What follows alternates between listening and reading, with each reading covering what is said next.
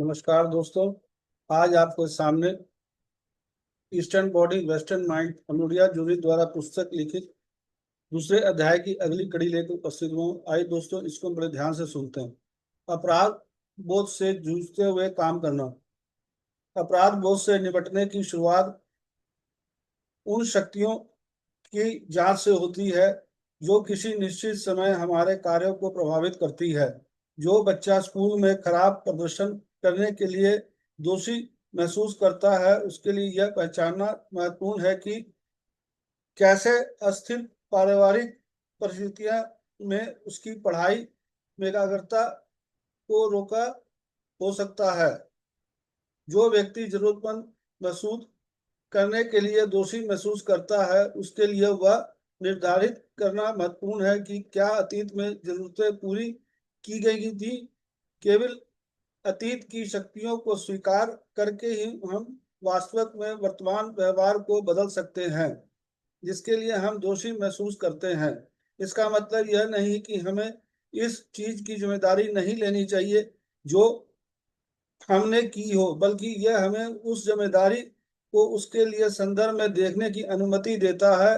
अपराध बोध से बाहर निकलने के लिए आप यहाँ कुछ कदम उठा सकते हैं। दोषी व्यवहार को संदर्भ में रखें। उस समय आप पर कौन सी ताकतें काम कर रही थी? अपने व्यवहार के पीछे छिपे उद्देश्यों,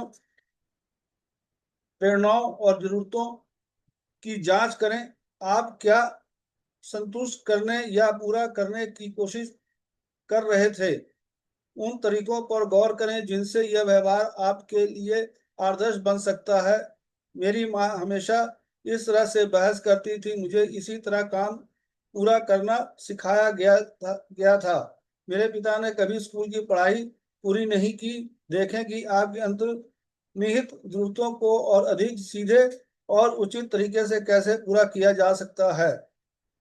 किसी की नुकसान का जायजा लें और किसी भी नुकसान का जायजा लें और सुधार करने के तरीके खोजें।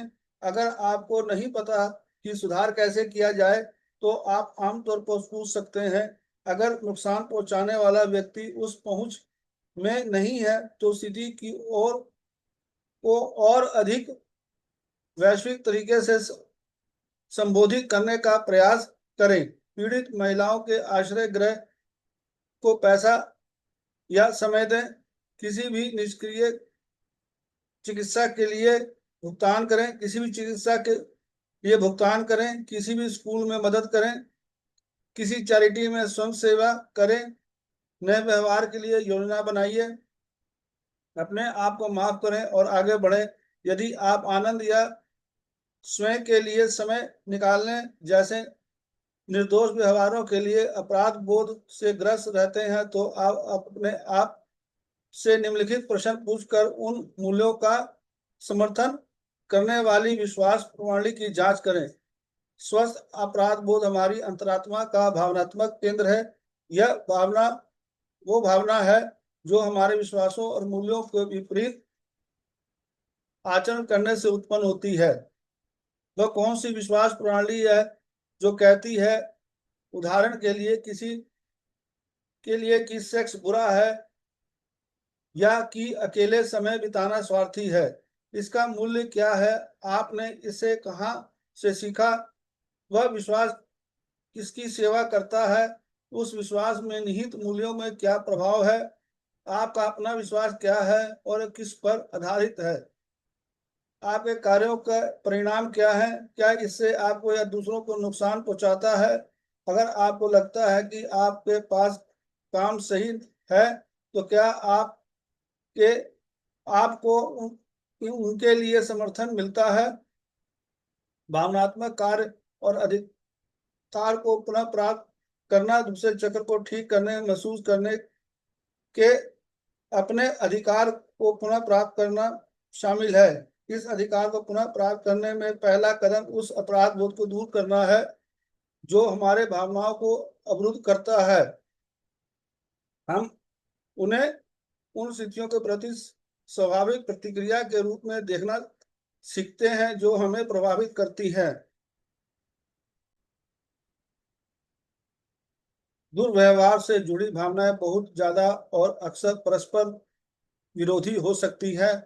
हम तीव्र लालसा और विश्वासघात दोनों महसूस कर सकते हैं। साथ ही साथ आगे बढ़ने और पीछे हटने की इच्छा भी हो सकती है। हम एक ही समय में व्यापक क्रोध और सिकुड़ने, डर को महसूस कर सकते हैं। हम कभी कभी तीव्र भावनाओं और कभी कभी सुनता का अनुभव कर सकते हैं। भावनाएं क्रिया की अग्रदूत होती हैं। चक्र 3, इसलिए यदि भावना से प्रेरित किया क्रिया खतरनाक या डरावनी है तो इसे बहने देना मुश्किल है। उदाहरण के लिए, यदि हम अपने क्रोध से महसूस कर, करने होते हैं तो हम इससे बचने के लिए तरीके खोज लेंगे। यदि किसी को जरूरत महसूस करना हमें उनके दुर्व्यवहार का शिकार बनाता है तो हम अपनी जरूरतों को स्वीकार नहीं कर सकते।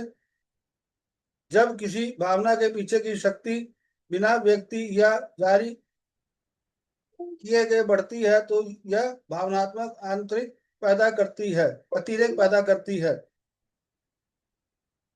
हमें भावनात्मक शक्ति को कम करने और इसे बेहतर तरीके से नियंत्रण करने और दिशा देने के लिए एक सुरक्षित तरीका बनाने की आवश्यकता है। भावना की ऊर्जा को उचित आंदोलनों या गतिविधियों में लगाया जा सकता है। मैं अक्सर अपने गुस्से का इस्तेमाल घर की सफाई के लिए करता हूँ, क्योंकि जब मैं गुस्से में होता हूँ तो मेरे पास बहुत ऊर्जा होती है, लेकिन मैं किसी भी मुश्किल काम पर ध्यान केंद्रित नहीं कर पाता। दूस, दूसरा को कविता को लिखने में, डर को बढ़ी हुई जागरूकता में और लालसा को रचनात्मक गतिविधियों में लगाया जा सकता है। यहाँ पर बता रहे हैं, दुख को कविता लिखने में, डर को बढ़ी हुई जागरूकता में और लालसा को रचनात्मक गतिविधियों में लगाया जा सकता है। दोस्तों, यह अध्याय यहीं तक। कल फिर आपके साथ इसकी अगली कड़ी लेकर उपस्थित होऊंगा। धन्यवाद। Thank you.